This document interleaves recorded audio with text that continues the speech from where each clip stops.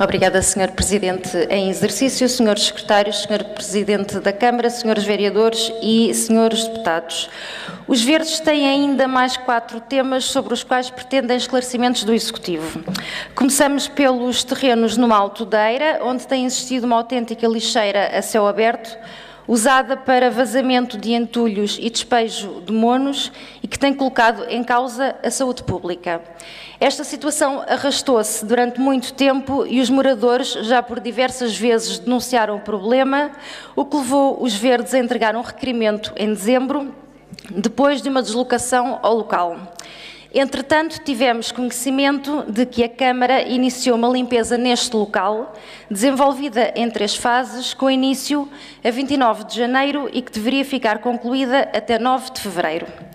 Além da limpeza, seriam também colocadas barreiras para impedir o acesso e o despejo de resíduos nestas áreas. Acontece que os Verdes estiveram ontem nestes terrenos e, apesar de uma zona estar limpa, mantém-se uma parte por limpar, com entulhos lá depositados há meses, como é possível verificar nas fotografias que vos apresentamos.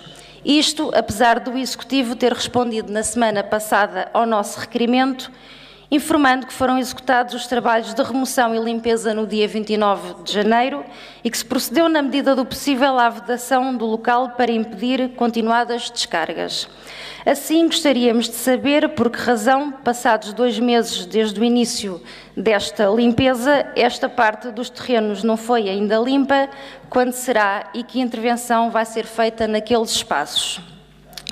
Passamos ao programa de alimentação escolar Crescer Saudável na Escola Básica Santa Clara, tema que motivou um requerimento dos Verdes em dezembro e que continua a aguardar a resposta, apesar de já terem passado 3 meses. Além disso, já por 2 vezes colocámos estas questões na apreciação da informação escrita do Sr. Presidente da Câmara, mas ficámos sempre sem resposta. Portanto, esta é a 4ª tentativa de obtermos esclarecimentos. A Escola Básica Santa Clara foi pioneira neste projeto, no entanto, no início deste ano letivo foi extinto. A este propósito, a direção da escola informou os encarregados de educação do seguinte: o agrupamento de escolas Gil Vicente só soube desta alteração perto do início do ano letivo e contava que o projeto tivesse continuidade este ano letivo. Quem decidiu a extinção do projeto foi a Câmara Municipal de Lisboa.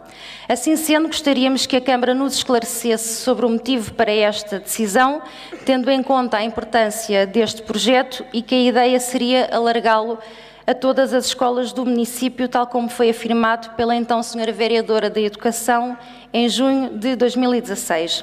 Como se não bastasse, as refeições deixaram de ser confeccionadas no local por meios próprios para passar a ser contratada uma empresa para esse efeito.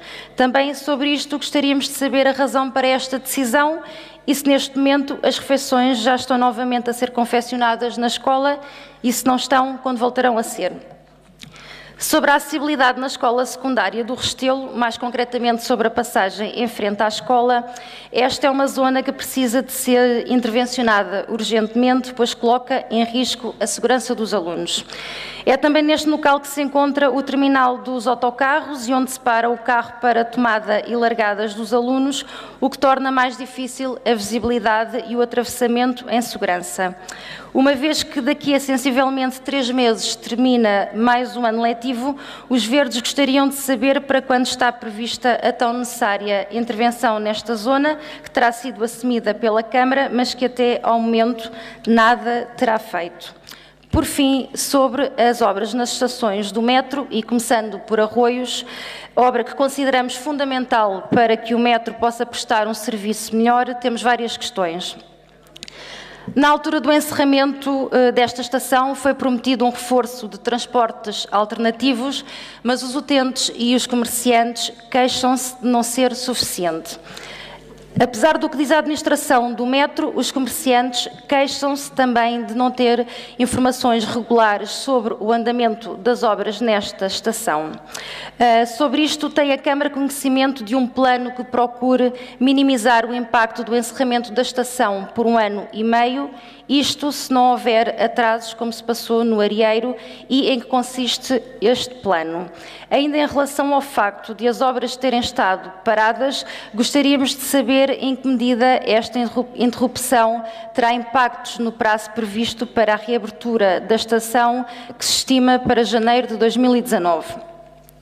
Sobre o problema da falta de acessibilidades, podemos dar inúmeros exemplos, mas pegando no caso concreto de um jovem que se desloca numa cadeira de rodas e que não pode frequentar a universidade porque a estação da cidade universitária não tem elevador, gostaríamos de saber a que diligências já fez a Câmara junto do metro para resolver esta e outras situações. Sobre todas estas questões, de que informações dispõe o Executivo? Pois não se pode demitir de saber o que se passa na cidade no que diz respeito a este meio de transporte tão importante e cujas situações causam grandes incómodos à população. Para terminar, gostaríamos também de saber se a Câmara tem ou não feito alguma diligência para exigir do Governo voltar a dispor de um lugar na administração do metro, no sentido de ser uma voz ativa na reivindicação de melhores condições deste meio de transporte para a cidade e para os utentes. Obrigada.